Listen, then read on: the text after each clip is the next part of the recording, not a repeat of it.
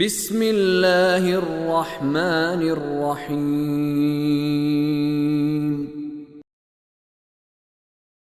أفغير الله أبتغي حكما وهو الذي أنزل إليكم الكتاب مفصلا والذين آتيناهم الكتاب يعلمون أنه منزل من ربك بالحق فلا تكونن من الممترين وتمت كلمة ربك صدقا وعدلا لا مبدل لكلماته وهو السميع العليم وإن تطع أكثر من في الأرض يضلوك عن سبيل الله إن يتبعون إلا الظن وإن هم إلا يخرصون. آیت نمبر 114. أفغير الله أبتغي حكما وهو الذي أنزل إليكم الكتاب مفصلا، کیا میں اللہ کے سوا کسی اور کو منصف بناؤں؟ حکم حکم سے ہے، جو فیصلہ کرتا ہے، جو قاضی ہوتا ہے، جو ڈیسیجن کرتا ہے.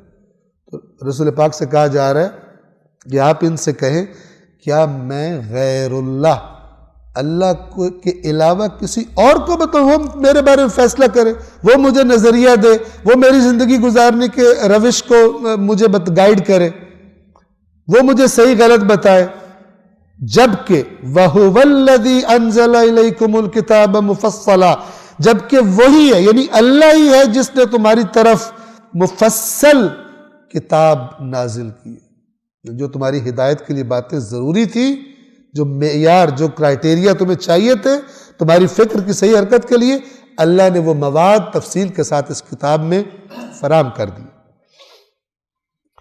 وَالَّذِينَ آتَيْنَاهُمُ الْكِتَابَ، اور وہ لوگ جنہیں ہم نے کتاب دی ہوئی ہے، یعنی پہلے تم سے پہلے یہود ہے، نصارہ ہے، اہل تورات، اہل انجیل، یعلمون، انہیں علم ہے، اہل کتاب کو علم ہے کہ انہ منزل من ربک، کہ یہ قرآن تیرے رب کی طرف سے نازل ہوا ہے. اتنی نشانیاں ان کو پتہ ہے، اور جو ان میں سے اچھے تھے اور ایمان لے آتے تھے وہ یہی گواہی دیتے تھے کہ آپ میں وہ ساری باتیں ہم نے دیکھ لی ہیں کہ جو ہماری کتابوں میں بتاتے تے، اور یہ جھوٹ بولتے ہیں جو کہتے ہیں کہ آپ میں نشانیاں نہیں ہیں. جو ایمان لائے تھے، اگرچہ یاد رکھیے تعداد وہ قلیل ہی تھی، بے ایمانوں کی تعداد زیادہ ہوتی، جیسے ابھی آگے آیات آ جائیں گی.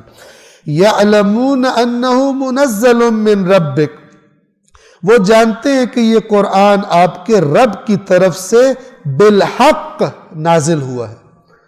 فَلَا تَكُونَنَّ مِنَ الْمُمْتَرِينَ، پس آپ ہرگز شک کرنے والوں میں سے نہ ہو جانا. آیت نمبر 115.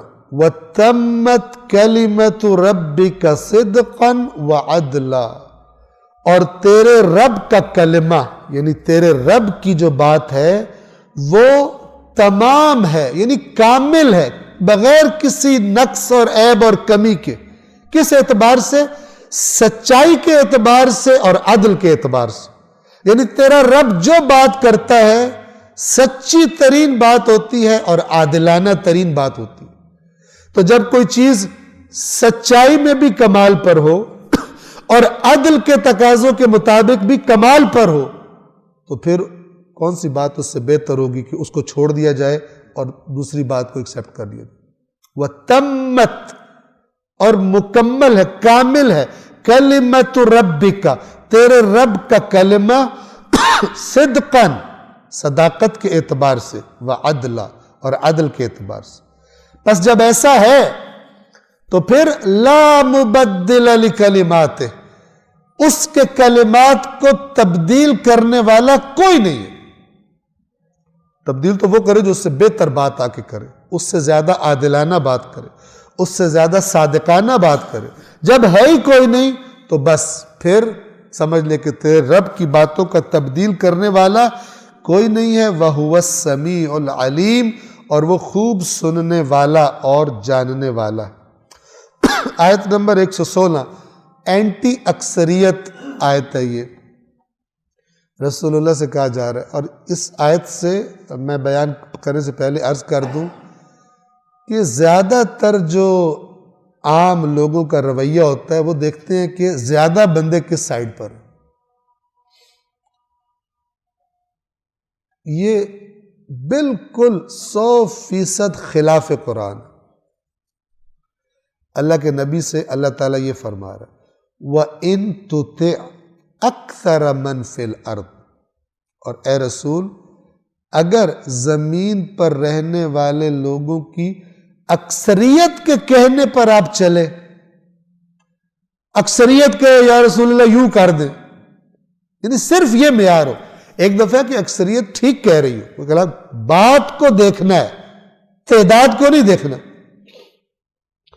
اگر آپ زمین پر بسنے والے لوگوں کی اکثریت کے کہنے پر چلیں گے، جو قرآن کا لفظ ہے وہ ان تطع، اگر ان کی اطاعت کریں گے، ان کی بات مان لیں گے، نتیجہ کیا نکلے گا؟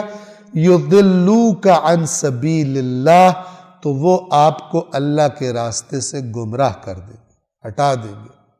اکثریت کی خواہش ہمیشہ غلطی ہوتی ہے.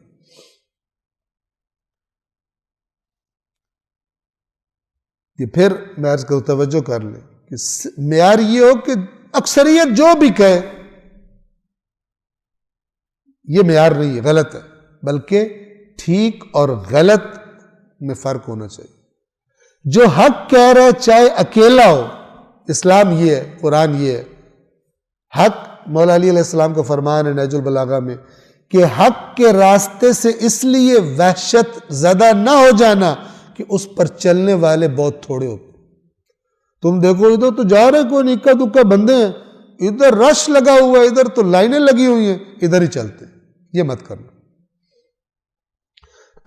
یہیں سے یہ فرامین، وہ فرمان بھی گویا کہ یہیں سے نکلا. تو آپ کو اللہ کے راستے سے گمراہ کر دیں گے، بہکا دیں گے. اب یہ اکثریت کرتی کیا ہے قرآن وہ بتا رہا ہے. ان یتبعون الا الظن، یہ پیروی نہیں کرتے مگر گمان کی. یہ یقین والے لوگ نہیں ہیں، یہ گمانوں کے پیچھے چلتے ہیں. وَإِنْهُمْ إِلَّا يَخْرُصُونَ، اور یہ کچھ نہیں کرتے سوائے قیاس آرائیوں کے. گمان، تخمین، قیاس آرائیاں، ان کی بات پر. اور یہ یخرسون اصل میں اس کو جھوٹ کے معنی میں استعمال کیا جاتا ہے. بے بنیاد جھوٹی باتیں گھڑ کے اپنے گمانوں پر مبنی لے کر آ جاتے ہیں، نظریات پیش کر دیتے ہیں. یقینیات نہیں ہوتے، وہ قطعیات نہیں ہوتے. اکثریت کا مزاج یہ ہے. آپ دیکھ لیں، آپ ایک افواہ اڑا دیں معاشرے میں، کوئی کتنے ہوں گے جو اس کی تحقیق کریں گے، چاہے اپنے کسی قریبی کے بارے میں ہو، فوراً جلدی جلدی یقین کرنے کا رواج ہے کہ ایسا ہوا ہوگا، اور آگے آگے آگے آگے آگے آگے آگے. یہ کئی دفعہ ہم نے دیکھا ہے کہ بعض علماء ابھی دنیا میں موجود تھے، لوگوں نے مار دیا ان کو. ایک نے خبر چلائی کہ جی وہ فوت ہو گئے، دوسرا بھی سمجھتا ہے کہ میں CNN کا نمائندہ ہوں اور میری نوکری پکی ہو جائے گی جب میں بریک کروں گا اس کو. تو ہر ایک بریک کر رہا ہوتا ہے اور پھر آدھے گھنٹے بعد آتا ہے میں معذرت چاہتا ہوں، مجھے پتہ نہیں تھا، فیک نیوز تھی، خود ہی پھر معافی مانگ رہا ہوتا. چلو ایک دفعہ ہو گیا، دوسری دفعہ نہ کرو. کیا ضرورت ہے، کیا ذمہ داری ہے آپ کی، جب تک کہ آپ کو واقعاً کسی صحیح سورس سے، اعتبار و اعتماد والی سورس سے پتہ نہیں چلتا. ابھی یہ ڈاکٹر قلب صادق صاحب والا، خداوند عالم ان کے درجات بلند فرمائے، ان کا مسئلہ ہوا، ان کو بھی پہلے ہی چلا دیا تھا، حالانکہ وہ بھی دنیا میں موجود تھے. مرض ہے یعنی یہ مزاج جو ہے اکثریت کا یہ ہوتا ہے، گمان کے پیچھے چل پڑنا، یقین کی تلاش میں نہیں ہوتے. بس کہا جا رہا ہے کہ اکثریت کی بات آپ نہ مانیے گا کہ زیادہ لوگ ہیں تو. یہ پھر میں ریپیٹ کر رہا ہوں، بات کو دیکھیں، اکثریت کو نہ دیکھیں. حق کو دیکھیں، اکثریت کو نہ دیکھیں. اللہ العلی العظیم.